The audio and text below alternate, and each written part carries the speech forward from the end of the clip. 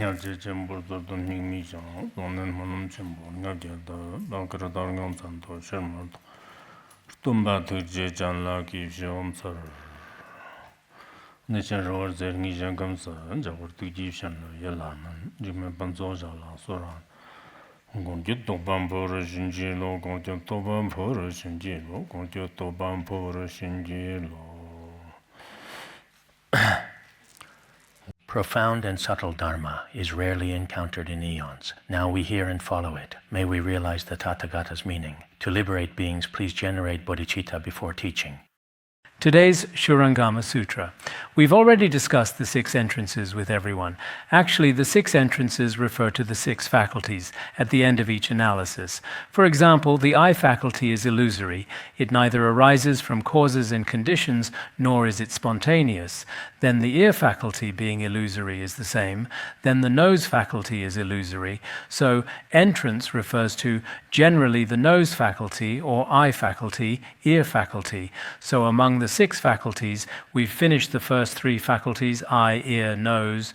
What we see, what we hear, what we smell or scent, they have no true existence. This principle has been explained, so next I won't explain extensively. Otherwise, it will become too much later. So next we'll discuss the illusory nature of the tongue faculty, analyzing the illusory nature of the tongue faculty. Ananda, consider the example of a person who licks his lips repeatedly until the tongue faculty becomes fatigued. If this person is sick, there will be a bitter taste. For a person without illness, there is a slight sweet sensation. Here he's also giving an analogy. We all know about the tongue faculty. Through the tongue faculty, what do we taste? We taste delicious flavors, we taste tastes. Of course, regarding tastes, according to Gateway to Knowledge, or in the Abhidharmakosa, there are bitter, spicy, sour, sweet, astringent, and salty. Mainly, there are 6 fundamental tastes, and there are some mixed ones, combined ones, and pleasant ones, unpleasant ones, all of our tastes. Actually, the tastes that the tongue experiences, there are still many categories. There are bitter ones, sweet ones, spicy ones, sour ones. There are all kinds. Here he's also giving an analogy, first using an analogy to introduce, then analyzing, finally determining it to be emptiness. So the Buddha tells Ananda, for example, there's a person who licks with his own tongue licks his own mouth. If this continues for a long time, licking and licking, finally his own tongue. Because of licking for a very long time, your tongue becomes a bit fatigued.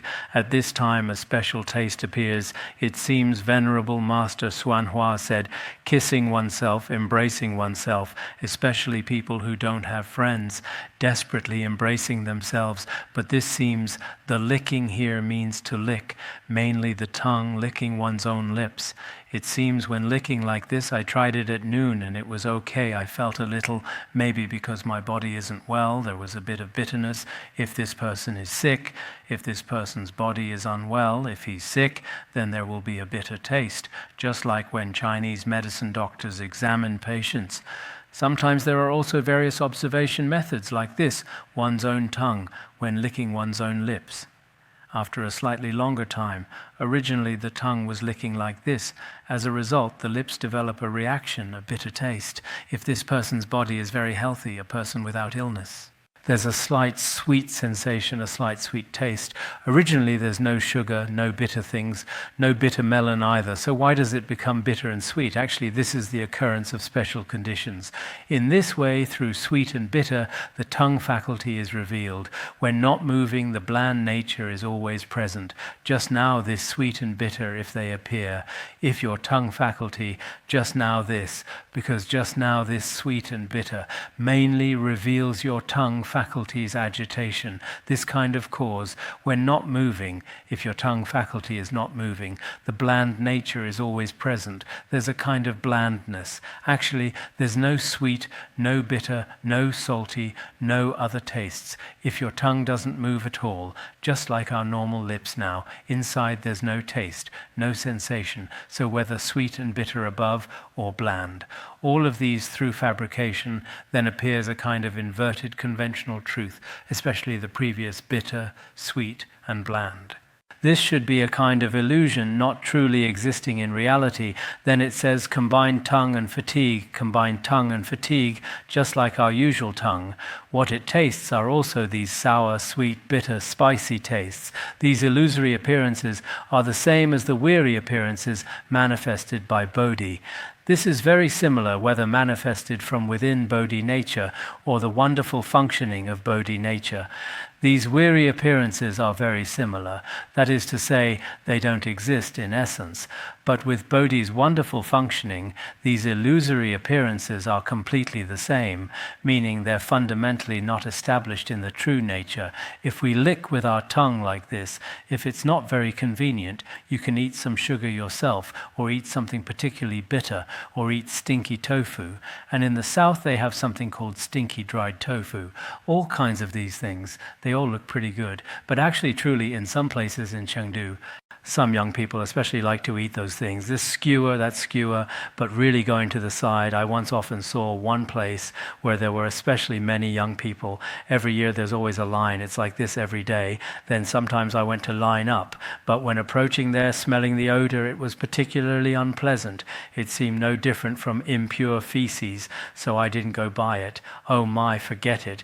If I go by this, it might be even more mixing in with those young college students, then lining up to go in. When I got to the front, it was really very smelly, a bit unacceptable, so I left. Then I thought, I spent such a long time standing in such a long line. Sometimes indeed these tastes, we beings in the desire realm, are very attached to delicious flavors for bad tastes. We're also very unwilling to taste them, right? But actually what we're discussing today, they're actually all a kind of emptiness. Except for having an appearance, they don't exist. Below we can also explain it like this. So below we observe, because of the two illusory dusts of sweet, bitter and bland, awareness arises in between, absorbing these dust-like phenomena. This is called the nature of taste, knowing.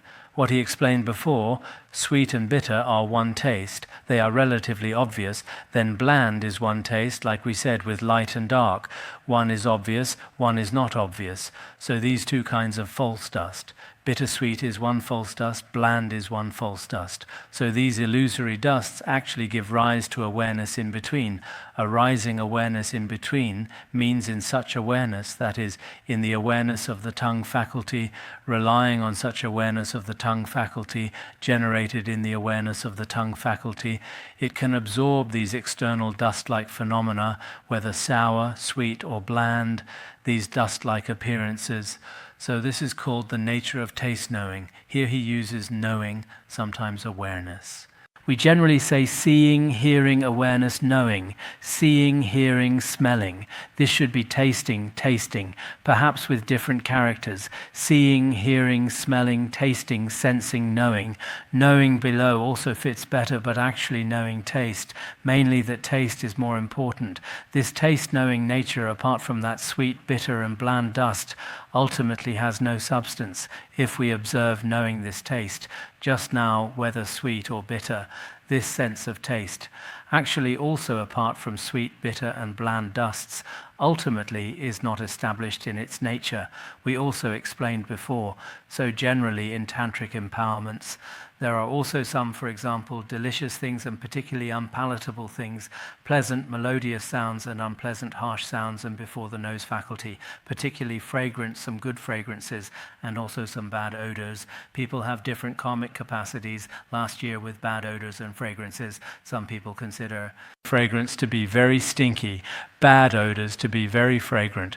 Beings' karmic capacities are truly different. So some people like to eat sweet things, some people like to eat bitter things, some people like to eat spicy things, some people like to eat salty things. Actually, when we truly eat food, whether sour, sweet, bitter or spicy, if tastes are particularly strong, particularly heavy, they should not be very good for the body.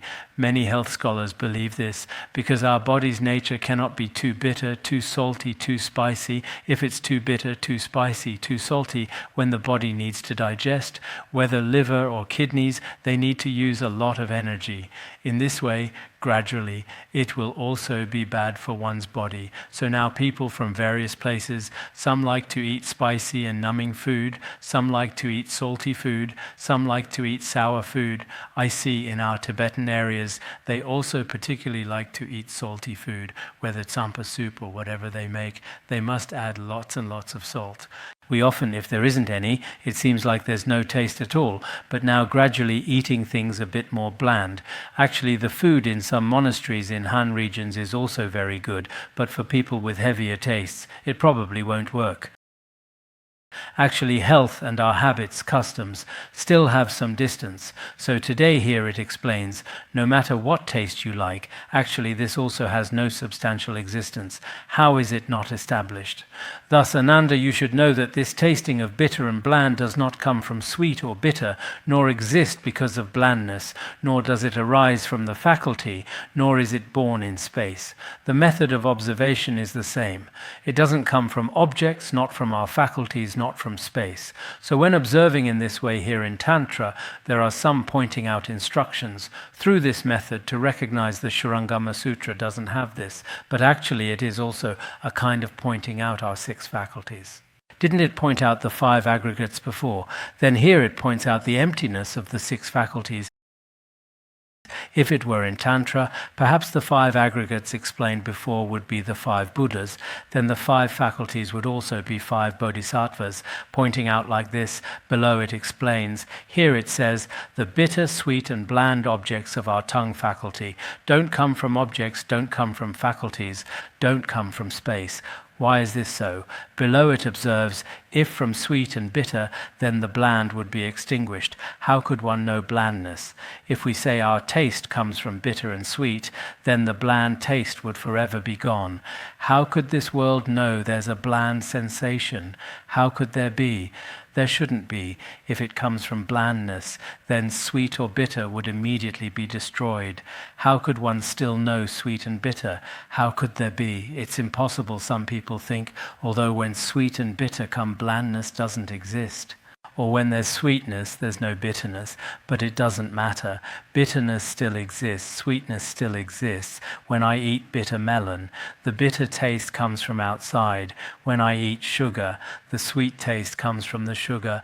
Coming from external objects should exist, but actually when we continue to observe our attachment, considering it to truly exist, but if it truly exists, then a truly existing substance in one thing cannot migrate to or become another. If it doesn't have a true nature, it completely contradicts our attachment. We consider it to be truly existent. Actually, it's not truly existent. It's a false condition. Like people appearing on television or magical appearances or rainbows, these appear occasionally. When they appear occasionally, they immediately disappear, but they're completely different from our attachments. We think bitter melon is eternally bitter, sugar is eternally sweet. This shows that such reality is completely different from our attachments. Therefore, through this method, we can also break our attachments to true existence. Everyone should understand this. This is the first method of observation. The second method of observation, if arising from space, then space itself would taste, not known by your mouth. Also, if space itself knows, what does this have to do with your faculty? If arising from space, whether sweet or bitter just now, this taste, then space itself has this taste. In this way, it has nothing to do with your mouth, we generally say taste is tasted through the mouth. After we eat, let me taste it first to see if it's delicious or not. But if it comes from space, space is everywhere. Then it has nothing to do with your mouth. No need to taste, no need for the mouth to taste. It seems like there was a break before, right? If arising from the tongue, that's it. Just now we said, if arising from the tongue, didn't we say before that if arising from objects cannot be established? This reasoning method is the same. If arising from the tongue faculty, there would be no sweet, bland, or bitter dust. These tastes would come out relying on the tongue faculty. In that case, all the external objects of sweet, bland, and bitter, all these object dusts would completely disappear. Thus, the taste faculty fundamentally has no self-nature. Through such observation above, we know that the taste faculty or the tongue faculty or taste and faculty, these two actually have no self-nature in essence. Next, we just discussed, if arising from space, then space would have its own taste. If space has its own taste, it has nothing to do with your mouth, or if this space itself has the function of knowing tastes. In this case, well, what does this have to do with your faculty, your tongue faculty? What relation would it have? No relation at all. Therefore, you should know that the tongue faculty is illusory, our tongue faculty being illusory. It seems when translated into Tibetan, they're all conventional phenomena. These illusions are all conventional phenomena. Conventional phenomena are all illusory, false. This can also be used, therefore you should know that the tongue faculty is illusory. The tongue faculty is illusory and unreal. It neither arises from causes and conditions, nor is it of spontaneous nature. It doesn't arise from causes and conditions or non-causes and conditions, nor does it arise from natural or non-natural causes. So this is also very important. I see in Master Uyi's commentary one called Gavampati, right? Formerly the cow tracks Venerable. This Venerable, upon hearing this section, this principle concerning the tongue faculty had already awakened. Of course, there's a section of content later. Many Venerables awakened relying on some content here. There are quite many, generally speaking, our tongue faculty. We also see, just explaining the Shurangama Sutra, I can also reluctantly explain the literal meaning. Sometimes I feel, it seems because I have some understanding of the 5 great treatises of the Sutra school and some understanding of Tantra. Perhaps I can explain it reasonably well. Sometimes I feel I don't necessarily explain it very well, but regardless, literally I can explain, and you can too. But most importantly, in real life, today we explain the tongue faculty. Looking at real life, is there a kind of feeling when we taste sweet, bitter, or salty, astringent, various kinds of tastes? You think, does this arise from objects, or does it arise from my tongue faculty, or does it arise from space? If it arises from objects, oh, indeed, it has no substance. If it arises from faculties, that's also unreasonable. If it arises from space, probably none of us would think this way, but perhaps it arises between object and faculty. The space here basically arises between object and faculty. But in between means apart from faculty and object, arising from conditions in space. This is also impossible. So when we eat normally, perhaps some who truly want the ripe fruit to fall to immediately awaken, wow, now regardless, when eating, we come here following being's karmic manifestation. When we arrive here, we want to eat. When eating, you see all the people in the world that day in Shanghai and Beijing. Sometimes they were locked down for several months. Then when they came out, they stayed up all night eating continuously. In the end, they couldn't eat anymore, but still wanted to eat. This is also understandable. We beings truly cannot survive without relying on food desire.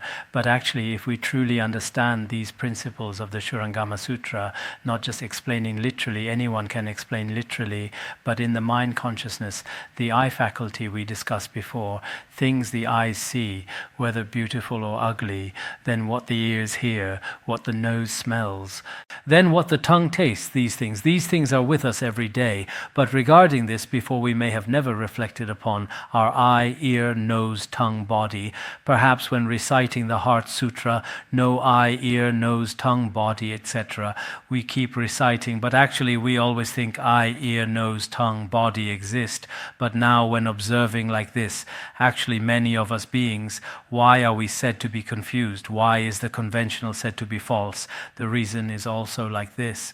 After this, perhaps from tomorrow onward, we won't be particularly attached to our food and won't quarrel, fighting with others every day over a bite of food. It's delicious, it's not delicious, you give me this and that. Sometimes beings' actions, when observed with reason, are also particularly pitiful, right? This is what we got from our tongue faculty. Then below, the body faculty, body entrance. Then the Buddha again tells Ananda, consider the example of a person who touches a hot hand with a cold hand. If the cold force is greater, the hot one becomes cold. If the heat prevails, the cold one becomes hot. In this way, through this combined tactile sensation, separation awareness is revealed. When forces interact and succeed, it's due to weary contact. Here below, he's also giving an analogy. For example, there's a person, he uses one of his hands. One hand is cold, outside or in winter. One hand is hot, warming by a fire or like this. So when the cold and hot touch, if the cold force is relatively strong, the hot hand gradually becomes cold. Originally, when cold and hot contact each other, everyone knows they'll immediately transform or become equal. It will be like this, just like in the Mahaprajna Paramita Shastra. If we pour a bucket of boiling water on ice, because the ice is relatively large, all that water immediately becomes ice. If there's more hot water poured on a small ice cube, the ice cube immediately becomes water. It might even immediately become warm water. This is possible. So the meaning is, if the hand is cold, if the cold force is great, it becomes hot. If the hot force is great, it becomes cold. If the heat prevails, the cold one becomes hot. In this way, through this combined tactile sensation, these two hands, when you combine them, the tactile sensation, this tactile sensation, separation awareness is revealed. When you combine like this, the feeling when contacting after separation becomes even more obvious. The reason it's obvious is when forces interact and succeed, because if in the process of your contact, if one force surpasses another force, at this time, you're obvious cold or hot. This feeling is relatively obvious. This can actually be called a kind of weary contact. It's also a kind of illusory tactile sensation. Actually, this contact in the Abhidharmakosha, there's causal contact and resultant contact.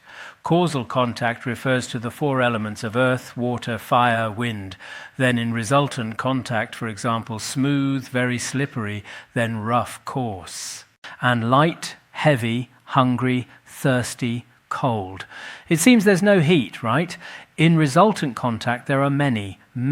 Here he only gives one example of cold and heat. The others, like earth, water, fire, wind, these aren't mentioned. So generally contact like form, sound, smell, taste, contact. Contact is an object, but this kind of object is not like the forms we see with our eyes. What the ears hear and the ordinary many don't have a direct substance.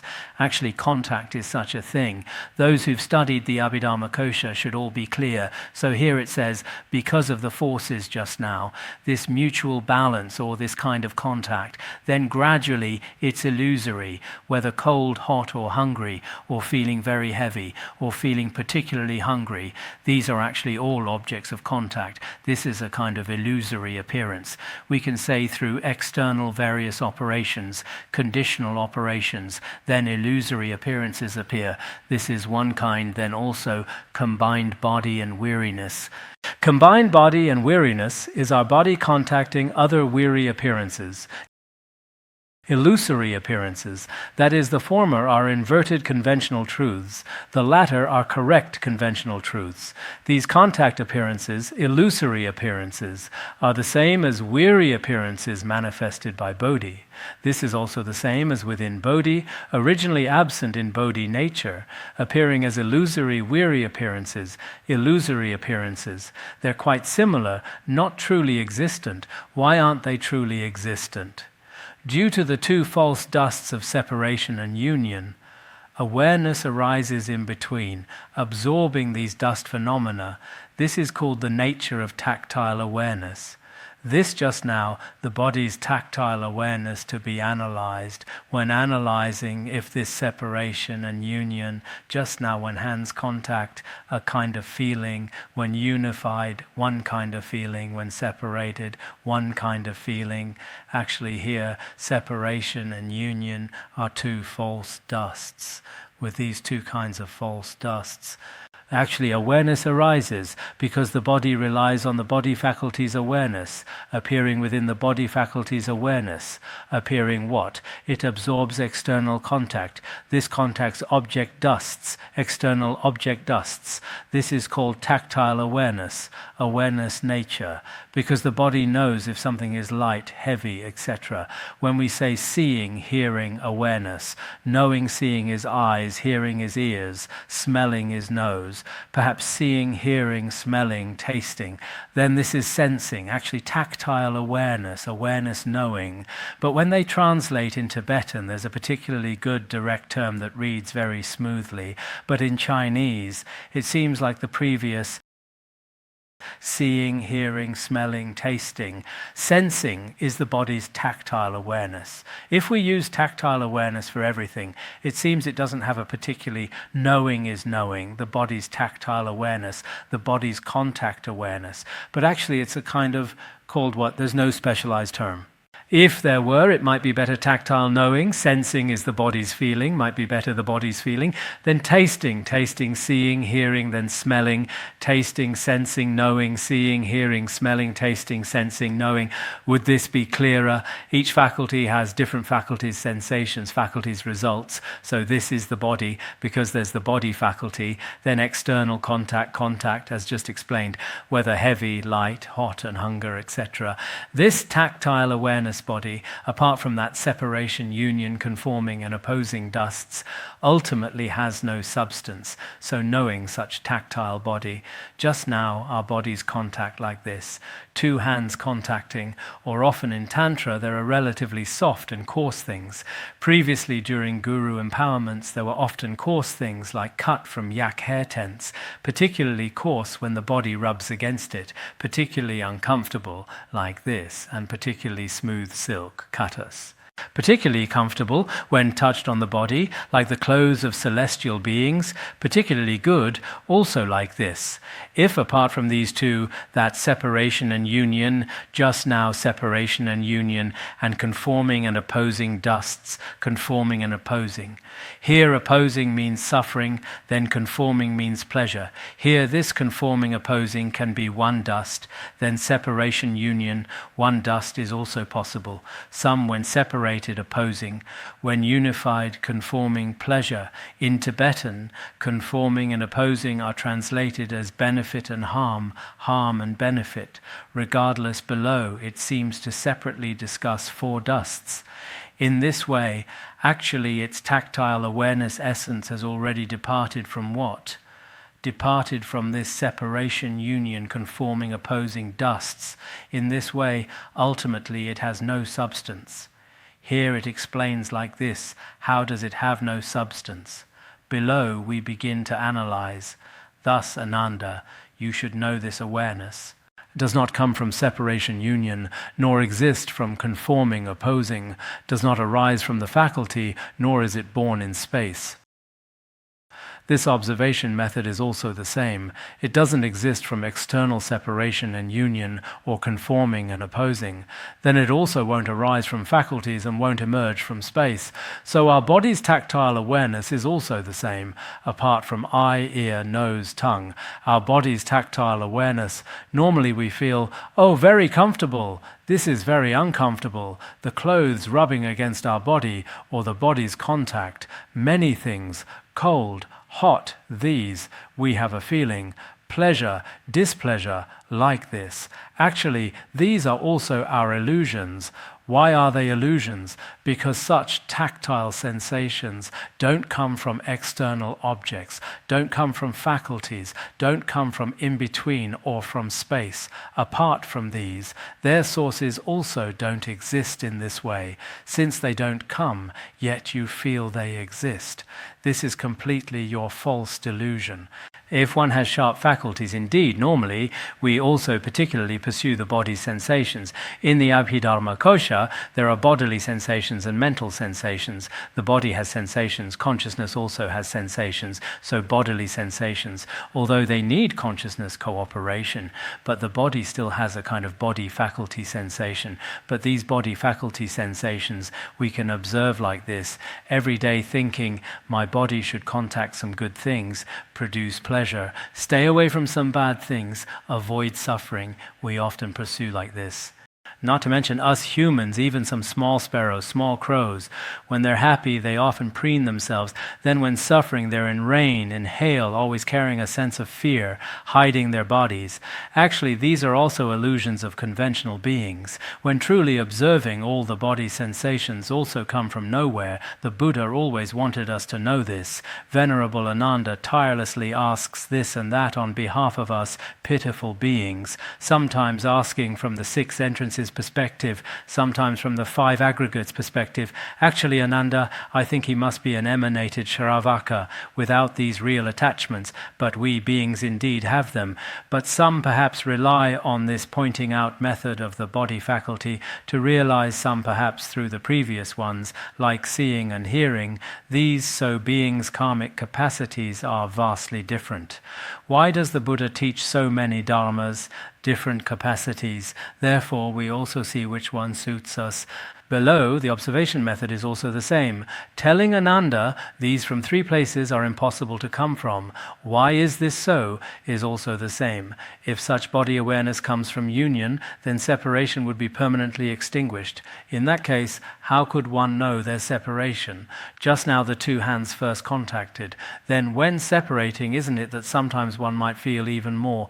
For example, when we take off our clothes, the body becomes even colder, originally wearing quite a bit.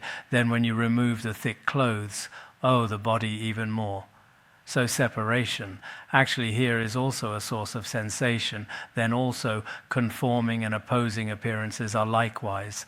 The Buddha abbreviates here, opposing and conforming are also the same. What opposes it or what conforms to it, harmful or beneficial. External appearances that are beneficial or harmful to the body are also the same. If truly coming from opposition, then conformity should never exist. If awareness comes from conformity, then opposition shouldn't exist. This is the first. If coming from objects, body awareness is also unreasonable. If arising from the faculty, if arising from our body faculty, there would be no separation, union, conforming, opposing, 4 appearances. You see here it mentions 4 appearances. Previously it said 2 dusts. If you say it comes from your own body faculty, then with the external ones just mentioned, whether separation, union, opposition, or conformity, these would have no relation whatsoever, then your body awareness would fundamentally have no self-nature. In that case, it's known Ananda and others like you. These bodies should know they originally have no self-nature. This is observing from the faculty and object perspective. Then below it says, must arise from space. Previously, sometimes it said, if arising from space. But here, must arise from space is also acceptable if it must arise from space. Space itself would be aware. What relation to your faculty? If you say that in space one can be aware of the body's sensations, then what relation would your body faculty have? No relation at all, because the body faculty originally receives external cold touch, hot touch, or light touch, heavy touch, these contacts. But if it comes from space, then space exists everywhere. In this case, your body and external things, including clothes, these would have no relation at all. Therefore, you should know the body faculty is illusory. It neither arises from causes and conditions, nor is it of spontaneous nature. So we should know our body faculty is illusory. The body faculty is illusory. It doesn't arise from causes and conditions or non-causes and conditions. It doesn't arise from natural or non-natural causes. Next, we'll discuss the mind faculty. The mind faculty is slightly more difficult than the previous 5 faculties. There are several terms that are somewhat. So you need to be more focused, don't doze off, look carefully, see how your wisdom is. Sometimes I also can't understand, people are getting older and older now, and wisdom is getting more and more confused. Encountering classical Chinese like the Shurangama Sutra. When I was in junior high school, I attended several classical Chinese classes, but I didn't listen well. Even if I had listened, it might not be useful. Now, when encountering these, I see you all should have no problem. Having read so many books, many people Logically speaking, I didn't even finish junior high school. If I calculate, I hardly studied. So now, encountering these, sometimes I really wish, reading more books when young would have been good. Previously, there was a young person in our Tibetan area. He said every time he went to the city, he particularly hated his parents. I said, why?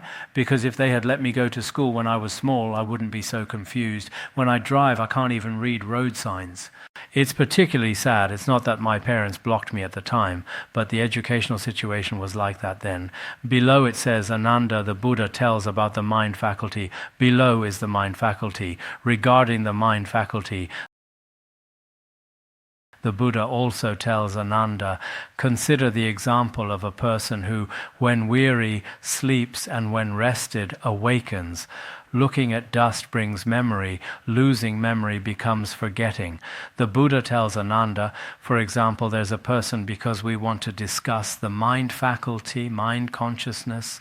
The mind faculty also doesn't exist. How doesn't it exist? For example, there's a person, he works during the day, volunteers, memorizes, very, very tired. Then after returning home, he immediately falls asleep. Then sleeping and sleeping, he slept well. After sleeping well, after sleeping almost enough, he woke up. Wu here means awaken. After being tired, we say when tired, then sleep, eat, then sleep, whatever, tired, then sleep. Then after sleeping, awaken. After awakening, he looks at dust and remembers. On one hand, he might recall his own affairs. That's also possible. Or he looks at external dusts, seeing forms, sounds, smells, tastes, or he grasps external objects. Then he produces discriminating thoughts, memories, tired, then slept, slept, then awoke, awoke, then started working.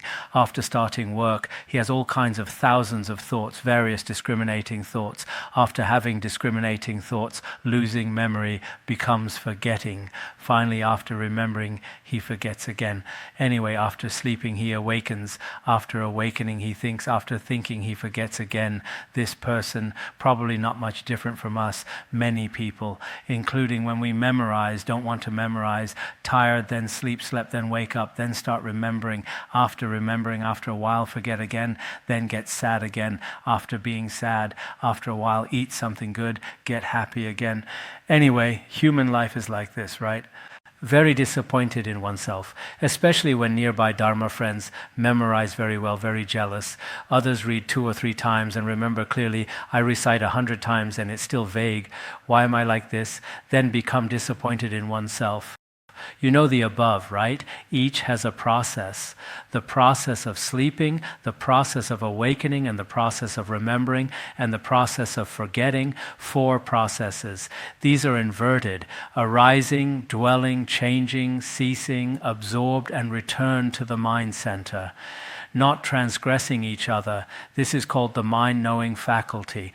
What below is called the mind-knowing faculty. Just now, these 4 processes, sleep, awaken, remember, forget, these 4 processes. Actually, all 4 processes are inverted. How are they inverted? Each one has arising, dwelling, and ceasing. So these arising, dwelling, ceasing can all be habituated in our mind faculty, can continuously be absorbed into consciousness. After being absorbed, they return to this consciousness, then not transgressing each other. Not transgressing each other means they don't exceed. The former produces the latter. It's continuous. So this is called the mind faculty. Why? I said these inversions. For example, the sleep just mentioned, it has arising, dwelling, changing, ceasing. For sleep at the beginning, wanting to sleep, then while sleeping, dwelling. Finally, after sleeping, perhaps your sleep gradually starts to approach awakening. This is called changing, a kind of transformation. Then sleep begins to be absent. Awakening is also like this for awakening. At the beginning, producing awakening. After awakening, dwelling in the state of awakening. Then after awakening, after a while, perhaps wanting to sleep again. Then gradually changing, finally going to sleep again. That awakening has already ceased. Similarly, the remembering just mentioned also has arising, dwelling, changing, ceasing. And forgetting also has arising, dwelling, changing, ceasing. Each has these 4 processes, just like kalpas have formation, duration, destruction, emptiness. formation, duration, then destruction, the process of heading toward extinction. Here it's called changing, generally this destruction. Finally is emptiness, such a process. So these processes actually can all appear in consciousness. Many habitual tendencies appear. After appearing, they return to consciousness. After returning in consciousness, it's also continuous, it's ongoing. It's not like the eye faculty looking for a moment, then it's gone. Not like that. In consciousness, many things can be retained. After sleeping, one can awaken after awakening. One can remember after remembering. One forgets again. After forgetting, one starts to want to sleep again. Every day in our consciousness, it can continuously flow, continuously like this. This is called the mind faculty. Here, the mind-knowing faculty. The 6 types of consciousness aggregates having ceased, the immediately following consciousness is mind. In the Abhidharma Kosha, it is after the previous 6 consciousness aggregates cease. In that moment, it's called the mind faculty. But the explanation here is somewhat different, meaning form, sound, smell, taste, touch. These 5 awarenesses actually are about to cease. When ceasing, that mind faculty appears. If they don't cease, there's no way to manifest in consciousness, whether we sleep or whatever, with the external 5 faculty consciousnesses, our previous 5 kinds of faculties, according to the Abhidharma Kosha viewpoint, are called material faculties because they all have form. For the Sarvastivada school, each is a material phenomenon. The mind faculty is immaterial. It has no form. It completely belongs to our mental continuum. In this way, what we just discussed, awakening, sleeping, or awakening and sleeping. Anyway, awakening and sleeping and remembering and forgetting, these 4 processes all have arising, dwelling, changing, ceasing. Actually, birth, aging, sickness, death is also a kind of process. Arising, dwelling, changing, ceasing exists in any process. But in consciousness, this entire process continuously flows in consciousness. This actually corresponds to such appearances are also illusory, weary appearances, combined mind and weariness. And this, with the weary appearances truly appearing in our consciousness, are the same as weary appearances manifested by Bodhi. This is completely the same illusions appearing from true Bodhi nature, or the same as this kind with Bodhi illusions of original Bodhi nature. Also the same meaning below is that this is not established due to the 2 false dusts of arising and ceasing, collective awareness dwelling in between, absorbing and gathering internal dusts. Seeing, hearing, reverse flow, the flow doesn't reach the ground. This is called awareness knowing nature. Below, when analyzing whether arising or ceasing, just discussed the entire process of consciousness just now. In the previous arising, dwelling, changing, ceasing, he takes the first and last 2 kinds of dusts. These 2 kinds of dusts, collective awareness dwelling in between. Just now, the external 5 faculties all manifest what and what here it's collective, different from faculties. Because the external ones go outward, the 5 faculties go outward. The analogy of externalists mentioned in logic. There are 5 glass windows, consciousness locked inside. The others see through the 5 external doors. This is gathering inside, this kind of mind faculty. Mind faculty, dwelling in the mind faculty. What does it absorb or gather? Internal dusts. Because the others are external forms, sounds, smells, tastes, contacts. These are external phenomena. This is internal dust, namely internal phenomena. Consciousness objects are internal phenomena. Everyone also knows this. It's not external material appearances, it's internal phenomena. Regarding internal phenomena, everyone should also be clear. So such internal dusts. Actually, seeing, hearing, reverse flow doesn't reach the ground. What is the state of such consciousness? Actually, seeing and hearing, these all have 5 faculties. 5 faculties flow outward. This is downstream. Because this is external, they can immediately arise and also manifest. While seeing, hearing, here in the consciousness state, don't flow outward, but inward, flowing inward. This is called reverse flow. But such reverse flow actually doesn't reach the ground. Doesn't reach the ground means, although seeing, hearing, awareness, knowing go inward, going inward in consciousness, actually don't truly touch. Why? because the mind faculty actually is a kind of continuum of consciousness. What can be retained on it? Only these forms, sounds, smells, tastes, contacts, taking these objects' images only apart from these images. We cannot see material forms in consciousness. Just like our eye, ear, nose, tongue, body, these 5 material faculties, things obtained externally, all brought back and given to this. For example, we send 5 children to pick 5 mushrooms outside. Then after returning, they give them to the cook inside. The cook makes them into a dish. In this way, actually, this consciousness has never been outside. And these external things also haven't entered into this consciousness. It's just that on the consciousness is alaya vijnana. On consciousness, it just leaves an image. At this time, consciousness knows, oh, I have only seen external material forms, heard external sounds. Then it begins to operate, cook, function. This is the situation. So he says here, this seeing, hearing, conforming, dependent origination is somewhat different. It's external. Forms, sounds, smells, tastes, contacts are external. While seeing, hearing is reversed if it's reverse flow. Actually, in the mind faculty, such a mind faculty, we call it here awareness knowing nature. That is to say, mind knowing phenomena, it knows phenomena.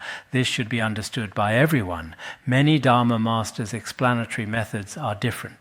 But some individual Dharma masters' explanations should be like this. This way is relatively better. We need to understand the mind faculty relatively clearly. This awareness knowing nature, apart from those awakening, sleeping, arising, ceasing, 2 dusts. Actually, it's like this.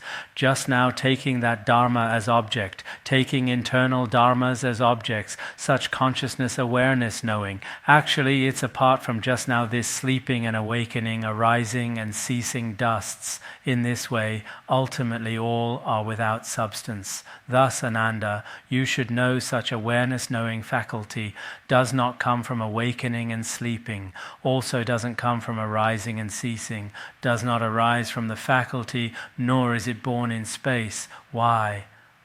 If coming from awakening, then sleep would permanently be destroyed along with it.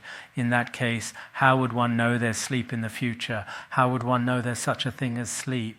Perhaps the Buddha was also a bit tired later, didn't reverse from sleep, or arising and ceasing, didn't do this, just like my lectures getting more and more abbreviated, later didn't write in reverse, otherwise arising, ceasing, formation, duration, just now observing awakening could also observe sleeping. This reverse could also be observed, but it wasn't like this. Right below there's arising is still there, must exist when arising. If thinking it comes from arising, just now that consciousness awareness, if coming from arising, then ceasing would simultaneously be absent. In that case, who would know what? How could ceasing exist? No one would know, because just now this awareness comes from arising. If existing from ceasing, then arising would be extinguished. Then who would know how arising is produced? This is observing these from the object perspective. If arising from the faculty, just now consciousness awareness. Taking Dharma as object awareness, such awareness taking Dharmas as objects, if you say it comes from the mind faculty, this aspect is somewhat hard to understand. If you think this comes from the mind faculty, not from the external body, eye, ear, nose, tongue, body, it has no relation to them. These 5 faculties have no relation. If you think this comes from faculties here, faculties refers to the mind faculty. If coming from the mind faculty, then awakening, sleeping appearances follow, bodies opening, closing, awakening and sleeping, just discussed. One is sleeping, one is awakening. So sleeping and awakening, these 2 appearances should become produced according to the body's opening and closing. But actually it's not like this. Sleeping is related to mind. If it has no relation to mind, then whether one can fall asleep or not is all mind's creation. If mind doesn't exist, then concepts of sleeping and not sleeping don't exist. If a person just lies there Awakening is also like this. Awakening is also related to our mind. If mind doesn't exist, how would awakening and non-awakening arise? The body can't do it. But what he says here is, if our awareness taking internal dharmas as objects, not depending on external objects, only coming from the mind faculty, if it comes from the mind faculty, then our sleeping and awakening, these two should become only the body's opening and closing, because there's no mind. If there's no mind coming from body's opening, closing, so body opening, closing, for example, when sleeping, the body's 5 faculties all completely shut, close, then after awakening the limbs begin to open, or the whole body unfolds. In that case, this awakening and awareness should come from body opening, closing, but this is not so. If there's no mind, how does your body open? How close? This isn't called awakening and awareness apart from these two substances, apart from the body's opening, closing substance. This awareness, apart from body opening, closing, this awareness is like flowers in space, ultimately without nature. But at this place I'm somewhat, because this observes from faculties, apart from these two substances.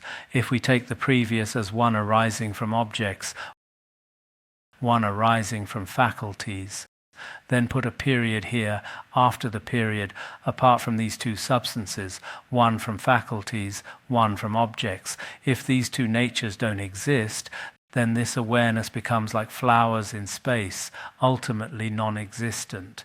Previously, some of ours are after analyzing objects and faculties. He has a small summary. If explained this way, wouldn't it be better? But many great masters in the Han region place this in if arising from faculties, connecting faculty, arising with what follows. This way the explanation is possible, but the explanation seems somewhat difficult. If our awareness arises from faculties, then awakening and sleep follow bodies opening, closing. If apart from these two, then this awareness is like flowers in space, seems somewhat forced. You can look at this again later. If arising from space, it would be space itself, knowing what relation to your faculty. If you say consciousness awareness arises from space, then space would know what relation to your mind faculty, no relation at all. Therefore, you should know the mind faculty is illusory. It neither arises from causes and conditions, nor is it of spontaneous nature.